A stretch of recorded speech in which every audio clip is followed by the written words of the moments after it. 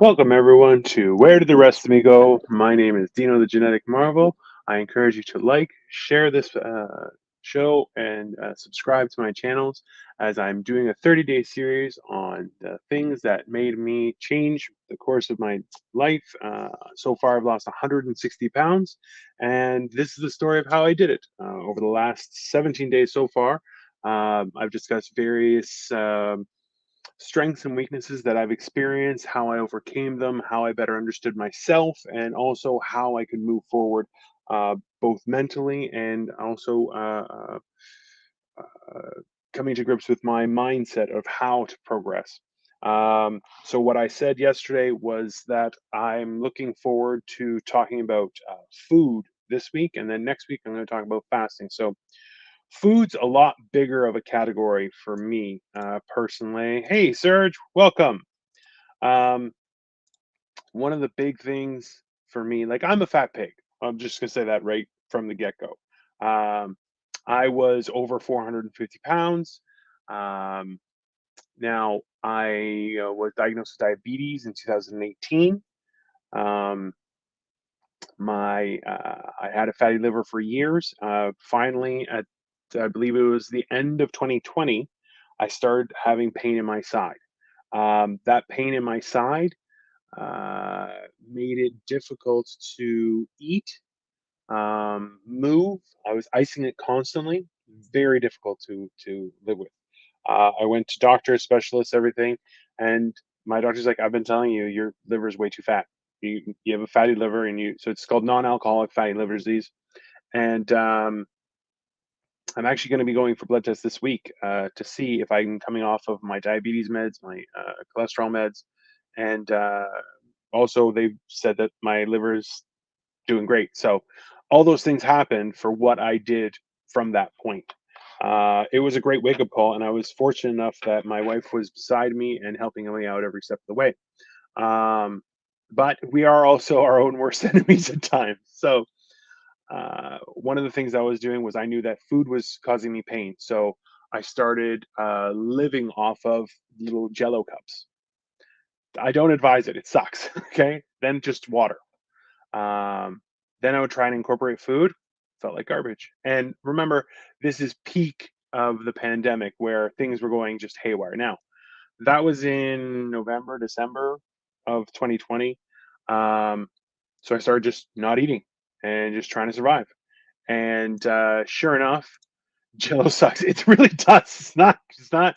You can live off it. It's not enjoyable experience.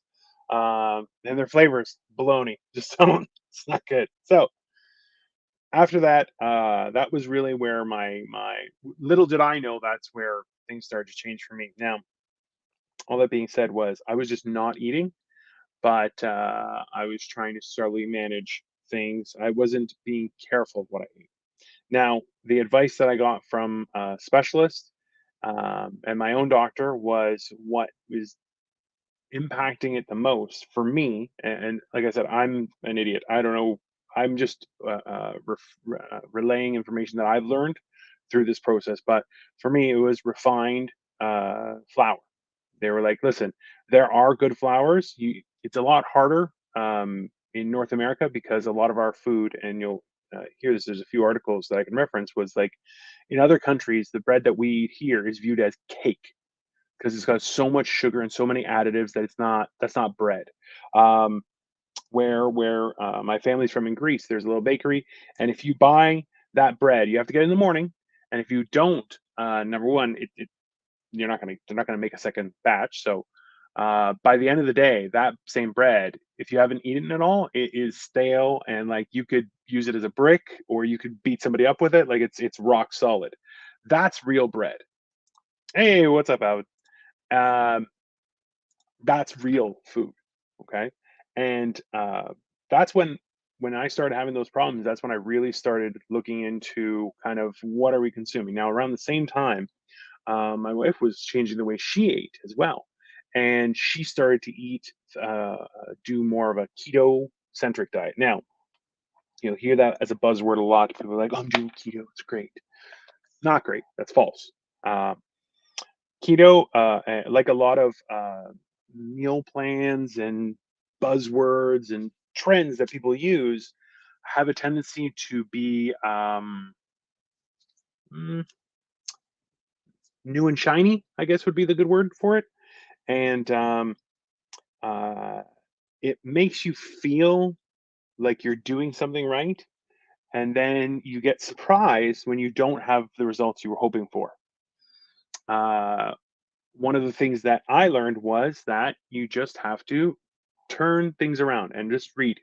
Um, One of the biggest differences, I can definitely say, has been taking the time to read and also understand what I'm reading.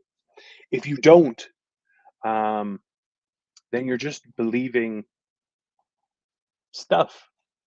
And people say, oh, this is very good for you. Why? Why is it good for me? And remember, I've through my travels, I've had the luxury or the opportunity to try food in many different countries and continents, and I'll tell you, um, it will never be more surprising than when I eat here in Canada, even now in summertime, where there's vegetables aplenty growing. Um, the difference being that here, like I'm Greek, I go to a Greek restaurant, I order a Greek salad. It will not be as filling as you like because here, what we do is we order salad and then, okay, well, now where's my food, right? In Greece, and my when I took my wife to Greece, she learned this and she was in awe because you ate a Greek salad and that's it. You're like, I couldn't fathom being able to eat more. I was full, but also you felt fantastic. This was also a new thing, not a new thing. Something that gave me a bit of an epiphany was you should feel good after you eat. Just period. You should feel good after you eat. I know that sounds so ridiculously small and simple.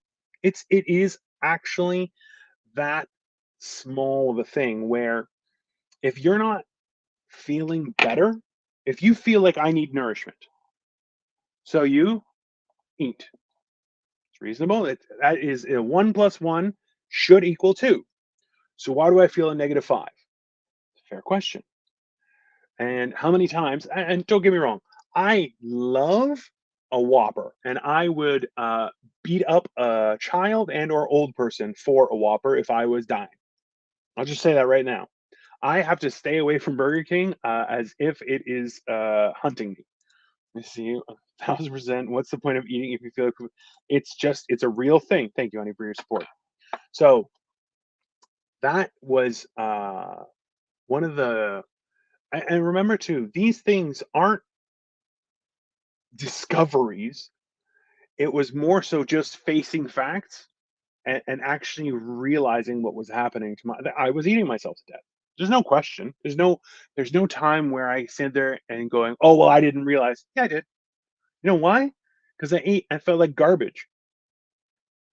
It really makes you wonder why you would be okay to eat garbage.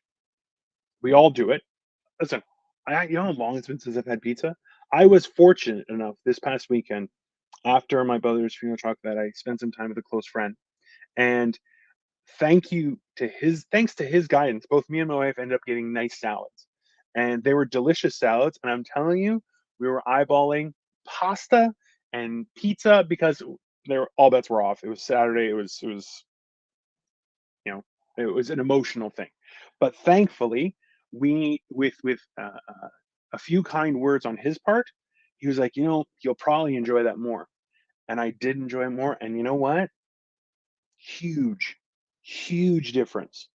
Even to the point where at the end of the meal, I had a key lime pie. I explained, and you know what? I'm even probably until yesterday, maybe this morning, I was still feeling the effects of that sugar. I don't regret it. Let's be very clear. I took a calculated thing. I was doing it specifically to for my emotions, which isn't healthy. It's just a thing. Too many chemicals added to food. It's criminal. Let's be very clear. Um, it's one of those things where uh, we haven't even realized how horrible were being poisoned on a daily basis. And I know I'm using very strong language to try and get the point across, and I'm not trying to um, convince anyone of everything. What I'm want people to understand is that, you know, especially as I've gotten older, I realize that there's we want to believe that there's a big spectrum for most decisions, and there's a little bit of black and a little bit of white, but a lot of gray. No, that's just being nice, maybe to ourselves, maybe to others, but a lot of times, if it's not the right decision, it's all the wrong decisions. We can reason it out, we take our time, it's fine. But that's one of the biggest things was if we're making a decision, nothing wrong with that. That's an okay thing. But are we making a conscious decision? Are we making a choice that, hey, I've accommodated this right now? Just this 30-day series. The entire point of this was a lead up to a, an adventure my wife and I are going on for about 10 days. It's very exciting. It should be very cool. And I'm going to document the whole thing and be uploading constantly. Very exciting. I'm going to eat like a pig the entire trip. I'll be blatantly honest. Now, but also through this, talked to my wife and we said, you know what? We both want to try all sorts of stuff because it's been so long since we traveled. So what are we gonna do? Okay, maybe we can split a meal. Instead of gorging ourselves, also we're planning on doing more walking, these kind of things. That's an active, conscious decision and a negotiation where we need to work towards it. Now, that's 10 days. I'm not gonna fast. I'm probably gonna gain weight. But my goal is to come back and still be under 300 pounds. Now, I'll tell you right now, we're going to the UK, and one of the things, if you've ever been, is that they have very delicious scones and clotted cream, which is like really, really, really thick, rich butter. It's fantastic. And for me, I'm passionate about that, but that's something I'm working towards to make sure I can do it. Right? I'm on day 2 of my fast so far. Well, almost. I'm the second day of my fast right now, and I'm going to be going until Thursday, as much, or if not Friday, maybe. But I'm taking the time to do that. And now I've done research where it's like, hey, it's really important what you end your fast with and that kind of stuff. So, rule number one, and this is, as I said, I'm going to be doing food this entire week. Um, Rule number one, know what you're eating. We talked yesterday about garbage. There's tons of garbage both up here, in our stomachs, all over the place, in our ears, tons. But this one is specific to food. Know what you're putting inside you. It seems complex. It seems wild where you're going, well, it's just one thing. Visiting Dufar, yeah, very possibly. The Doof is someone we both know from our internet shows. So that being said, is take the time to understand what you're putting inside you. It's a small uh, bit of effort that has huge payoffs. And I'm not even saying to figure it out and analyze it and maybe do tests. No, that's it. Just know what you're putting in your mouth. And if you don't know what it is, question that. Just sit there. Just that's the base level change that you can make for yourself that will start that process. Know exactly what you're eating. That's simple. That's the message for today is learn what it is you're consuming before you consume it. And that's the first step into really understanding how food works in your body. I think I'll leave it there. So, as I said, please like, share, subscribe. You can post it on your own pages. This is going to be on YouTube, Twitch, and on Facebook. I have a professional page there where I do my comedy and stuff.